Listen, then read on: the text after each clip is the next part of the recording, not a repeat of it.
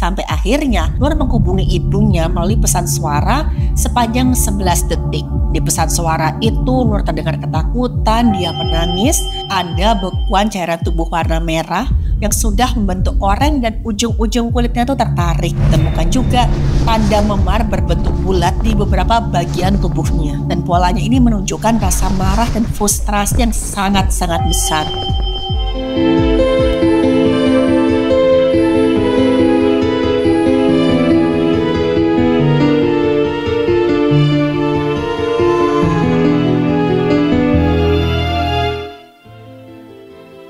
Halo, saya Dr. Stefani. Saya seorang dokter spesialis forensik dan mediko-legal, dan saya belajar dari yang mati.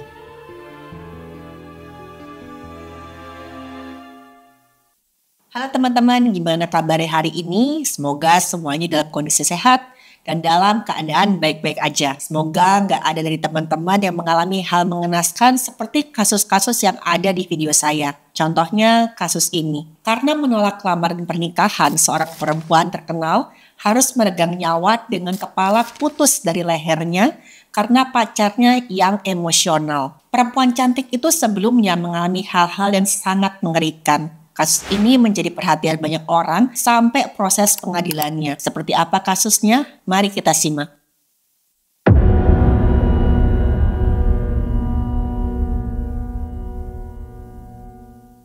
Seorang pejabat negara kebingungan dan juga sangat khawatir karena selama 2 hari dia nggak mendapatkan kabar tentang anak perempuannya. Anak perempuannya yang bernama Nur itu biasanya selalu memberikan kabar jika si Nur ini nggak pulang ke rumah. Tapi kali ini selama 2 hari itu sama sekali nggak ada kabar, baik melalui pesan teks ataupun telepon dari Nur. Berkali-kali keluarga mencoba menghubungi Nur, tapi handphonenya itu nggak aktif. Nur sama sekali nggak menjawab. Sampai akhirnya Nur menghubungi ibunya melalui pesan suara sepanjang 11 detik. Di pesan suara itu Nur terdengar ketakutan, dia menangis, dia berkata kalau dia telah diculik dan mengalami hal-hal yang sangat-sangat mengerikan. Tapi tiba-tiba aja pesan suara tersebut terputus. Keluarga Nur dan Asni sangat panik mendengar pesan suara itu. Dengan cepat mereka menghubungi pihak yang berwenang dengan laporan orang hilang karena dugaan penculikan. Saat itu petugas berwenang langsung bekerja dengan cepat untuk memproses laporan tersebut. Apalagi nih, yang melaporkan adalah keluarganya Nur yang terkenal sebagai salah satu keluarga yang penting. Perlu teman-teman ketahui kalau ayahnya Nur adalah seorang diplomat negara yang udah pasti nih, memiliki jabatan yang penting. Sedangkan Nur sendiri dikenal oleh masyarakat sebagai seorang public figure atau tokoh masyarakat. Nur punya profesi sebagai seorang perancang busana dan juga berbakat di mana hasil rancangannya itu disukai oleh banyak orang. Nama besar keluarga serta reputasi Nur itu membuat kasus ini langsung menjadi perhatian banyak sekali orang. Nur juga terkenal memiliki seorang pacar yang bernama Zahir. Zahir ini anak seorang pengusaha kaya yang punya banyak bisnis usaha di dalam dan juga di luar negeri. Zahir itu juga terkenal ganteng dan banyak yang mengincar si Zahir ini. Udah ganteng, kaya, keluarga terpandang. Pokoknya Zahir sama Nur ini pasangan serasi lah. Teman-teman sudah bisa bayangkan ya seberapa terkenalnya couple goals ini karena reputasi yang dimiliki oleh mereka dan juga keluarganya masing-masing. Setelah mendengar pesan suara dari Nur, pihak keluarga Nur langsung menelpon si Zahir. Saat itu Zahir menjawab telepon tersebut, suaranya kedengaran panik tapi kok agak aneh ya. Gak ada sesuatu yang ditutup-tutupi. Zahir ini tergagap-gagap dalam menjawab pertanyaan-pertanyaan yang ditanyakan oleh keluarganya si Nur. Kayak sedang gugup, kayak dia menutupi sesuatu. Mulailah keluarganya si Nur ini curiga sama si Zahir. Walaupun banyak menganggap kalau Nur sama Zahir ini adalah pasangan yang sempurna, ternyata teman-teman Zahir punya sisi gelap dan itu gak main-main. Beberapa kali Zahir itu terkena kasus dan berhubungan dengan kekerasan yang mengandung hubungan intim. Tapi semua itu berhasil ditutupi oleh kekayaan keluarganya si Zahir. Saya yakin teman-teman paham ya apa makna dari kata ditutupi yang saya maksud tadi. Sebenarnya Nur juga tahu tentang sisi gelapnya Zahir. Tapi si Nur ini adalah gadis lemah lembut, perasaannya halus. Dia yakin suatu saat Zahir akan berubah. Tapi sekali ini Nur salah. Zahir tidak pernah berubah. Zahir malah melakukan hal kejam yang membuat nyawa Nur itu melayang dengan cara yang sangat-sangat tidak memiliki belas kasihan. Awal mulanya itu Zahir melamar Nur untuk diajak menikah. Tapi saat itu Nur menolak lamaran si Zahir. Dan Zahir gak terima, dia merasa dirinya direndahkan. Selama ini dia anak laki-laki yang disanjung keluarganya, apa-apa dituruti. Dia juga merasa dia sangat-sangat populer. Kok bisa Nur ini menolak lamaran Zahir? Egonya Zahir ini sebagai seorang laki-laki udah pasti terluka. Dan itu membuat Zahir gelap mata. Setelah sakit hati itu Zahir minta Nur untuk bicara empat mata di rumahnya Zahir. Dan disitulah Nur mengalami penyekapan yang dilakukan Zahir beserta anak-anak buahnya si Zahir ini. Pada penyekapan hari pertama, Nur mendapat hantaman di badannya secara bertubi-tubi sampai badannya itu penuh dengan luka dan babak belur. Dan bahkan Zahir itu pernah mencoba membawa Nur kabur ke luar negeri. Tapi usaha Zahir untuk melarikan Nur ini gagal. Karena saat itu kondisi Nur sudah babak belur. Zahir takut nih kok nanti orang-orang akan curiga melihat kondisinya si Nur. Berkali-kali Nur juga mencoba untuk kabur, bahkan dengan cara loncat dari balkon. Tapi selalu Nur tertangkap kembali oleh anak buahnya Zahir. Pada satu kesempatan Nur berhasil lolos dan saat itulah Nur mengirim pesan kepada keluarganya. Zahir yang kemudian tahu hal itu dia semakin marah, meradang, dan kewarasannya Zahir langsung hilang saat itu juga. Zahir membawa Nur ke dapur rumahnya, lalu dengan teganya Zahir menyetubuhi si Nur yang satu dalam kondisi ketakutan dan kesakitan. Setelah puas melakukan itu tanpa belas kasihan, Zahir kembali memperlakukan Nur lebih keras dari sebelumnya. Zahir menghantam tubuh dan juga wajahnya Nur berkali-kali dengan alat besi yang dipasang di kepalan tangannya.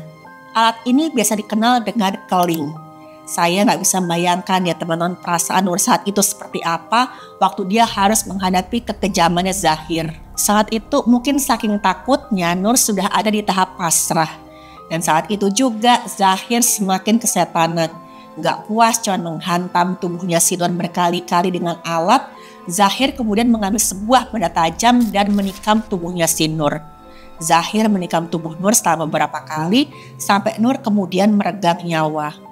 Nur meninggal dunia di tangan Zahir, kekasihnya yang sebenarnya itu diharapkan suatu saat nanti watak sama sifatnya akan berubah. Tapi ternyata Zahir gak puas cuma sampai di situ. Tubuh Nur yang sudah gak bernyawa itu belum juga membuat kemarahan si Zahir mereda. Masih dengan benda tajam yang sama yang dipakai Zahir untuk menikam si Nur, Zahir kemudian memegang kepalanya si Nur. Zahir kemudian menggorok lehernya si Nur dan dengan kejam sampai kepalanya terpotong. Zahir benar-benar kesetanan. Saat jasad si Nur ini diperiksa oleh dokter forensik, otopsi yang dilakukan menunjukkan hal-hal sebagai berikut. Kepalanya terpisah dari badan setinggi tulang leher ketiga. Terlihat jelas potongannya bersih dengan tepi luka rata, khas benda tajam. Ada bekuan cairan tubuh warna merah yang sudah membentuk oranye dan ujung-ujung kulitnya itu tertarik.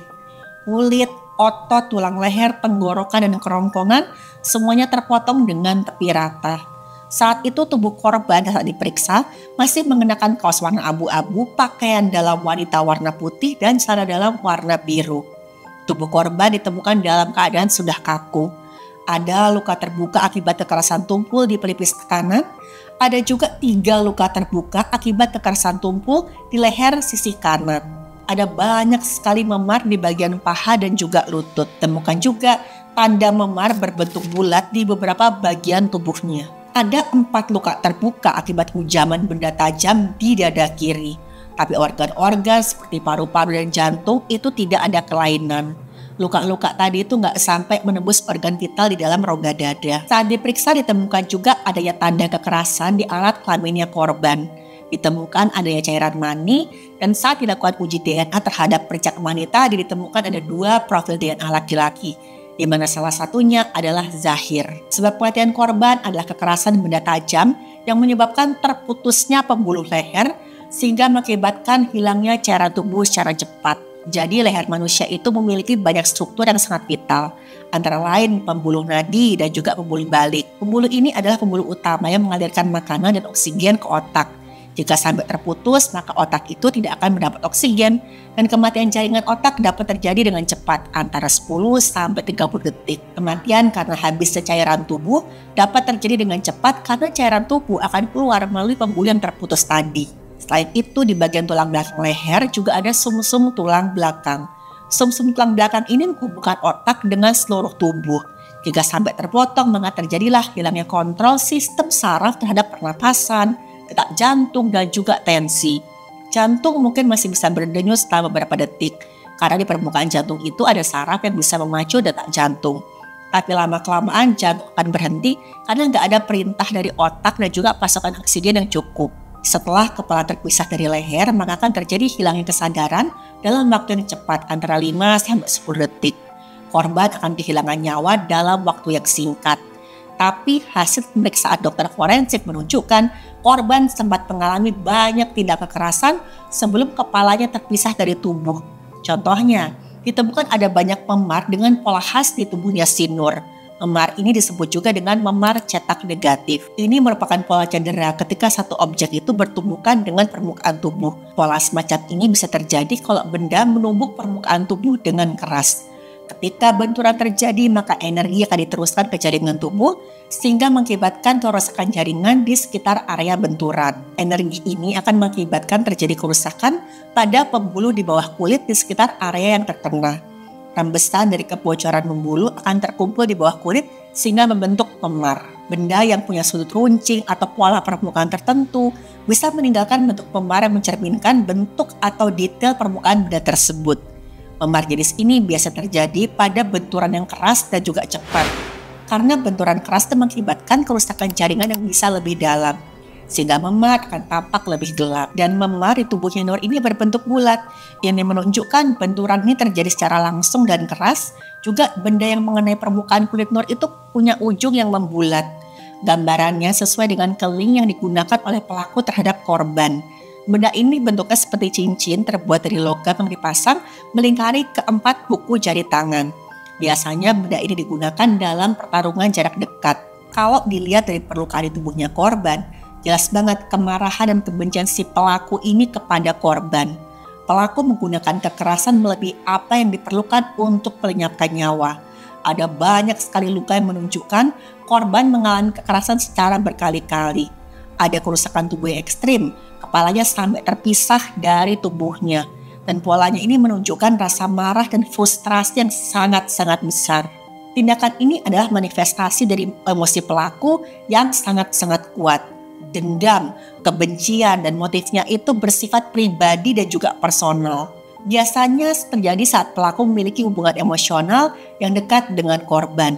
Yang dilakukan pelaku ini adalah crime of passion, tindakan kejahatan yang terjadi akibat respon spontan dari emosi yang sangat intens, misalkan marah, cemburu, atau saat pelaku ini merasa terhina. Crime of passion biasanya terjadi di mana seseorang mengalami ledakan emosi yang sampai nggak bisa dikendalikan. Dia merasa dihina oleh pasangan, misalnya dia melihat pasangannya selingkuh, atau pada kasus Nur ini ditolak lamarannya. Pelaku akan melakukan tindakan yang sangat-sangat di luar nalar karena dia terdorong oleh kemarahan, ketakutan, atau kecemburuan yang sangat-sangat ekstrim. Tindakan ini biasanya nggak melewati perencanaan yang matang. Temuan pada tubuh korban bisa menjadi petunjuk apa motif dari tindak menghilangkan nyawa terhadap korban. Dan inilah yang ditemukan oleh dokter pemeriksa pada jasadnya Nur. Dan setelah melakukan itu semua, Zahir sadar dan dia pun panik. Zahir ini sempat menghubungi teman-temannya dan juga kenalan ayahnya yang punya pangkat dengan maksud untuk meminta bantuan. Dan kepada orang-orang yang dihubungi, Zahir mengaku bahwa rumahnya telah diserbu oleh perampok.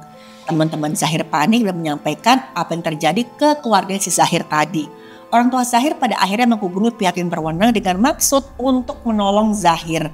Tapi saat pihak yang berwenang datang ke rumah Zahir, mereka dibuat kaget dengan apa yang mereka lihat. Mereka menemukan ada jasad tanpa kepala dan cairan merah menyerbak di berbagai sisi tembok rumah. Saat itulah Zahir sudah gak bisa mengelak apalagi berbohong. Zahir akhirnya menceritakan pada ayahnya tentang perbuatan kejam yang dilakukan terhadap Nur. Orang tua Zahir sempat berusaha untuk menyembunyikan perbuatan kejam anaknya ini.